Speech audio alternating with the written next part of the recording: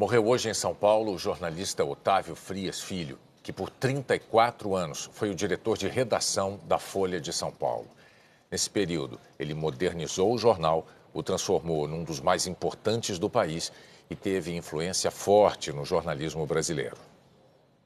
Em 24 de maio de 1984, a Folha de São Paulo estampava um passo importante na trajetória de Otávio Frias Filho e na sua própria. A primeira capa em que o jornalista aparecia como diretor de redação. O começo não foi fácil. O jovem de 26 anos enfrentou resistência interna e externa, especialmente porque era filho do dono, Otávio Frias de Oliveira. A memória do meu pai é um emblema assim, muito importante na minha vida, né? na minha formação. O início na Folha tinha sido bem antes. 21, por conta da conexão familiar, né? Eu comecei muito cedo trabalhando com meu pai, trabalhei também com Cláudio Abramo e passei por diversas fases e períodos do jornal. Naquele período, a Folha já tinha começado o seu processo de modernização havia 10 anos, buscando ser um veículo de imprensa independente das forças políticas. Já tinha se afastado havia uma década do apoio que, por 10 anos, deu à ditadura militar.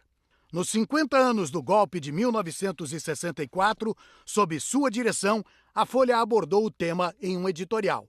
Às vezes, se cobra desta Folha ter apoiado a ditadura durante a primeira metade de sua vigência, tornando-se um dos veículos mais críticos na metade seguinte. Não há dúvida de que, aos olhos de hoje, aquele apoio foi um erro.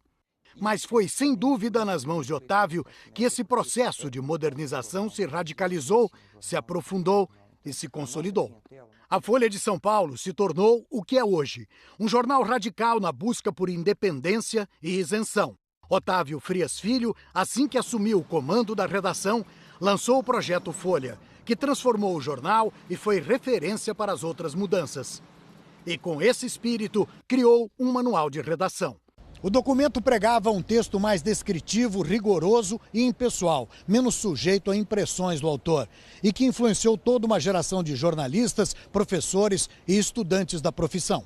Nós estabelecemos alguns pressupostos em termos de projeto editorial. A gente costuma dizer que a gente está empenhado em praticar um jornalismo que seja crítico, apartidário e pluralista.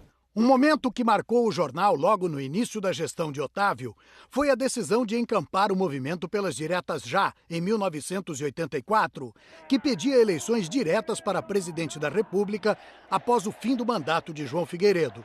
Em 1989, a Folha foi o primeiro jornal brasileiro a implantar a função de ombudsman, um jornalista cuja função é criticar com liberdade a forma e o conteúdo do jornal. Paulistano, Otávio dizia que a Folha ficou conhecida como o jornal dos imigrantes. Voltou-se para milhões de pessoas que nasciam ou chegavam a São Paulo, dispostas a abrir seu próprio caminho e encontrar um lugar ao sol. A Folha tornou-se um espelho dessas pessoas. Incorporou sua inquietude, seu arrojo e suas ambições. Nos 34 anos como diretor do jornal, passou por turbulências políticas e econômicas e um período de profundas transformações no mundo e no Brasil, que ele dizia que foram acompanhadas também pela Folha e pelo jornalismo. O jornalismo se desenvolveu muito, passou a contemplar áreas que antes não eram objeto assim, da atenção dos jornalistas, né? Acho que as coberturas se tornaram mais críticas, mais incisivas. Acho que houve também um avanço em termos de os jornais e o jornalismo, de modo geral, apresentarem visões mais plurais a respeito da realidade, diferentes pontos de vista.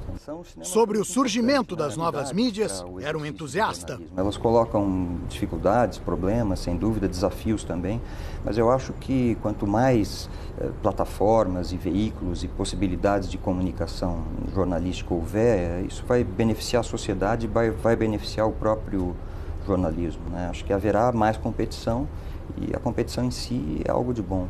Em 2000, participou da criação do jornal Valor Econômico, uma parceria do Grupo Folha com o Grupo Globo. Em 2016, o Grupo Globo passou a ser o único proprietário do jornal. Frias Filho era apaixonado por teatro, cinema, literatura e dizia ser muito exigente com a própria produção. Autor de peças de teatro e livros. Entre eles, um infantil e uma coletânea de 25 ensaios escritos ao longo da carreira. Sempre gostei de escrever, sempre gostei de ler, sempre foi assim um tipo de atmosfera na qual eu me sentia à vontade. Você acaba levando duas vidas, né? Uma vida que é sua atividade profissional, sua responsabilidade, seu dia a dia, e uma outra vida, enfim, que no meu caso eu desenvolvi esse lado autoral. Mas foi no jornalismo onde, sobretudo, deixou sua marca. Divulgar a verdade, estimular um exercício consciente da cidadania, iluminar o debate dos problemas coletivos, que outra atividade seria mais elogiável e necessária do que essa?